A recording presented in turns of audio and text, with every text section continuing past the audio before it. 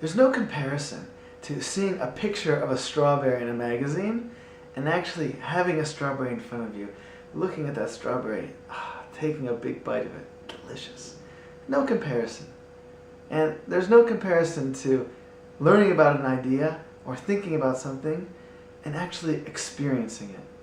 And in this week's Parsha, we actually see something very powerful about the nature of experience. We're very early into the book of Shmot, usually translated as the book of Exodus. But really, the book of Shmot, translated literally, means the book of names. And it's an appropriate name for the book itself. Why? Because we started out with a whole discussion about Bnei Yisrael and all of Bnei Yisrael that came down to Mitzrayim. Interestingly, in the beginning of this week's Parshat VaYerah, we see also names, but this time we see the names of Hashem. And in the first two psukim of the Parsha, we already see three different names of Hashem. The Parsha starts out, V'yidaber Elohim el Moshe. Elohim speaks to Moshe. V'yomer elav, and speaks to him saying, Ani Hashem, Ani Havaya, Yud He Vav He. Ve'yora el Avraham, el Yitzhak, ve'el Yaakov, and I appeared to Avraham, Yitzhak, and to Yaakov. Be'el Shaddai, with the name El Shaddai. Ushmi Hashem lo nodati lehem. And the name Havaya, I did not reveal to them.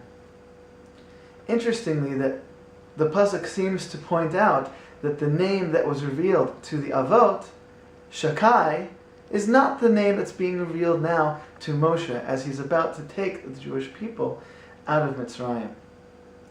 Our Hasidic masters teach us that the name Shakai, Shaddai, is related to the way that Hashem created the world. When Hashem created the world, He wanted to infuse it with Himself. He wanted to infuse the world with godliness. But the problem is, if it was too infused with godliness, then there would be no need for any type of avoda. There would be no need for Torah. There would be no free will if it was completely infused. So, as the name connotes die, He put just enough of Himself in the world so that He would be realized and recognized in the world. So the world will not be a place that is hollow and void of Hashem's presence, but yet not too much to take away our free will. That was the name that was revealed to the Avot, as opposed to the name Yud Ke Vav Ke, which is now being revealed. But wait a second.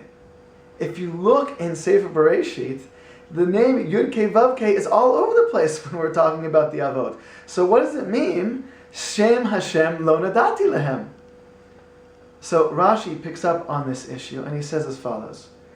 It doesn't say Shem Hashem lo hodati lehem. The name Yud Ke Vav Ke I did not inform them of, but rather the name Yud He Vav Ke Yud He Vav He I did not lo nodati lehem. They were not aware of it, and really they never experienced it. They never tasted that.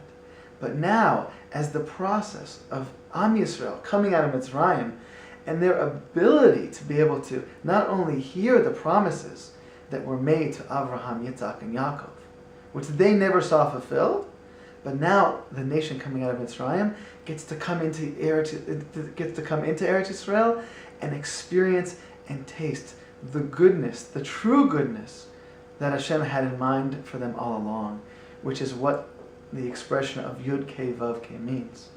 Just like my name and everyone's name tells us something about them, but does not fully capture them, so too the names of God. And here the name Yud Ke Vav Ke manifests the truth of God's good in the world.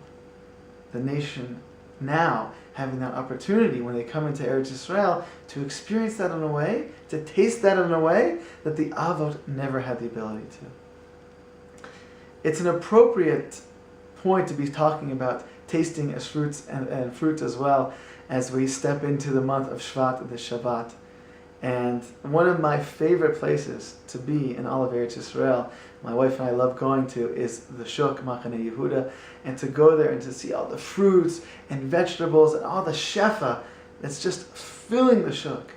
And it's really a taste and an experience of all the good that's manifest in our generation, that for literally thousands of years, greatest sages and righteous people of Am Yisrael never got to taste and experience the goodness of Eretz Yisrael, and really the goodness of that Shem, Yud He Vav He, Shem Havaya, the full expression of Hashem's goodness as manifest in the world.